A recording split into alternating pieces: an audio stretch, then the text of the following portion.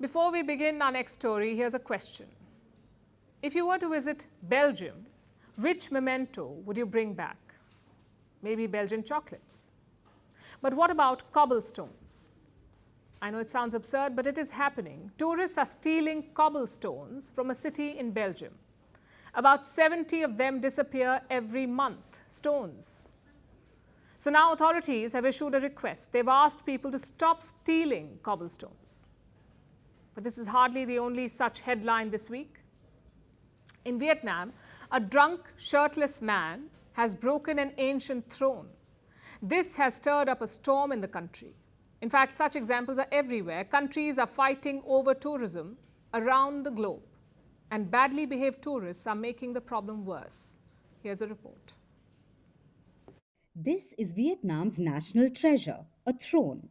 It dates back to the country's last royal dynasty, the Nguyen dynasty, which lasted from 1802 to 1945. And its palace continues to stand tall in the city of Hue. It is considered the most important structure of the city and is protected as a UNESCO World Heritage Site. But apparently, a drunk, shirtless man didn't care too much about this. He entered a restricted area of the palace, which was roped off.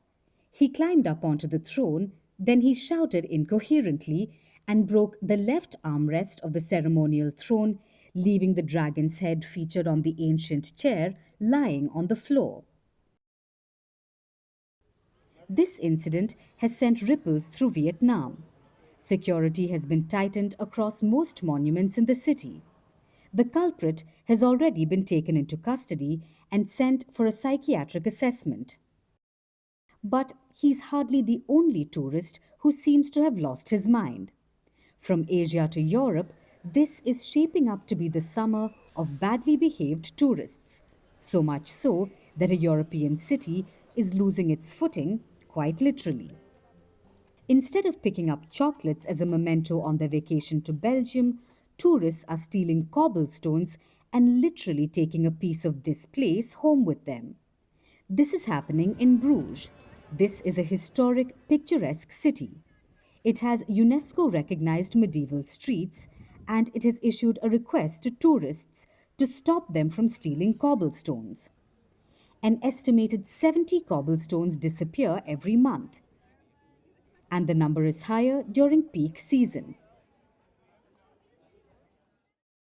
This doesn't just pose a safety risk with people tripping over, it's also costly to repair the damage, with expenses worth about $225 per square meter.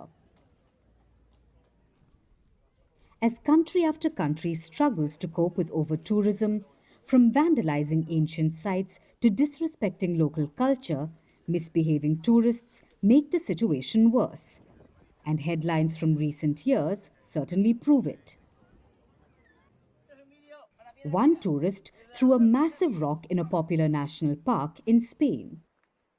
Two drunk Americans snuck into a closed section of the Eiffel Tower and slept off. A French woman was arrested for carving into Italy's Leaning Tower of Pisa. A Canadian teen defaced a 1,200-year-old Japanese temple. Two tourists damaged ancient rocks in Nevada. A UK man etched two names into Rome's Colosseum and told authorities he was unaware of the arena's age. A German tourist crashed a performance inside a sacred Bali temple and stripped naked. In the last few months, there have been protests against over-tourism and bad tourism the world over. Both issues are coming under greater scrutiny. In Barcelona, authorities have removed a bus route from Google Maps to stop tourists from elbowing out locals while jumping on board. In Spain's Balearic Islands, known for its nightlife destinations like Ibiza, there are alcohol restrictions now. In Bali, there is a tourism levy for visitors desecrating holy sites. In Iceland, tourists must take a pledge to avoid damaging nature. While the policies can help curb bad behavior, the real change must come from the tourists themselves. Visiting a place is like being a guest in someone's home. So the experience should be treated that way with respect and care.